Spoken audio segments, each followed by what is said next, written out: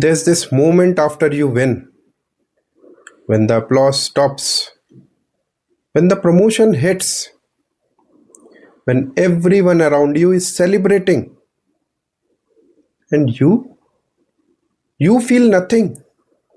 Or worse, you feel that you just made a terrible mistake.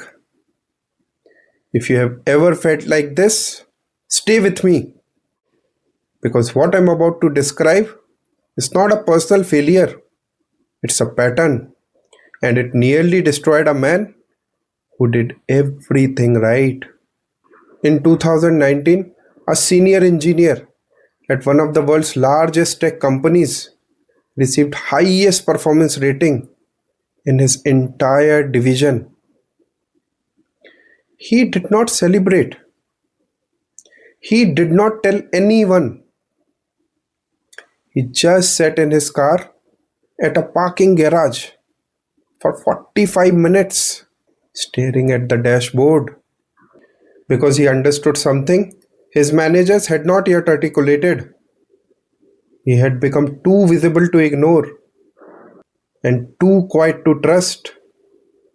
3 months later, he was managed out, not because he failed, but because his success, achieved in silence, made him illegible to the people who controlled his future. A quiet person's tragedy is not that they lose, it is that they win. And victory demands they become someone else. You spent years mastering your craft. You moved in silence.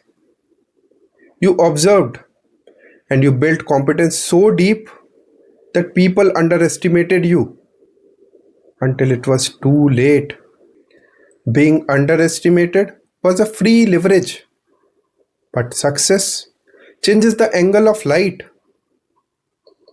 Your silence is no longer mysterious, it's suspicious, and your reluctance to self promote is no longer humble, it's naive. Your preference for deep work over shallow visibility is no longer admirable, it's a liability. Before I give you the framework, you need to hear something uncomfortable. Part of this is on you.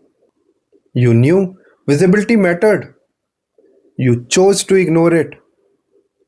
You told yourself that excellence speaks for itself. And it was comforting. But it was never true. Not in corporations. Not in markets. Not anywhere humans gather. Excellence only speaks when you give it a voice. You did not. And that choice of staying silent while knowing better has generated vulnerability that system has exploited. The system is not innocent, but neither are you. And until you own that, this framework will not help you. The first trap is the visibility tax. When you were climbing, being underestimated was a free leverage. No one saw you coming. You built without interruption.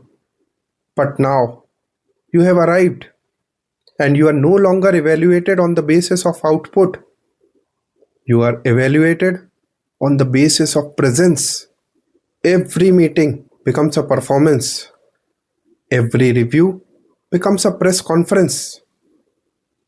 Every interaction demands a proof, not of your work, but of your voice. Presence for a silent person is not a fuel, it's a friction. Loud people run on applause. You run on depth. And now you are bleeding depth into these thousands of small performances you never asked for. The second trap is not exhaustion, it's adaptation. You become what the system rewards because it works. And the system does not want you to be authentic, it wants you to be manageable. Authenticity is unpredictable. Manageability is efficient. You become the person who forgot why quietness mattered. This drift breeds resentment. But burnout is not a problem, it's a warning sign that the person who built your success is already being replaced. The real trap is believing that you can beat the system. You can't. It just needs you to keep playing a game built by loud people for the loud people. Solution: stop playing where the rules are rigged. Separate visibility from exposure. Be understood by the right people, not seen by everyone. Treat your social energy like budget. Loud people spend it freely, but you can't. Say no to visibility that does not serve you. Protect the depth that made you dangerous. Defend it like your life depends on it, because it does. Sustain success without losing yourself, and you'll have something rarer than victory: integrity. Something that the system can't take unless you give it away.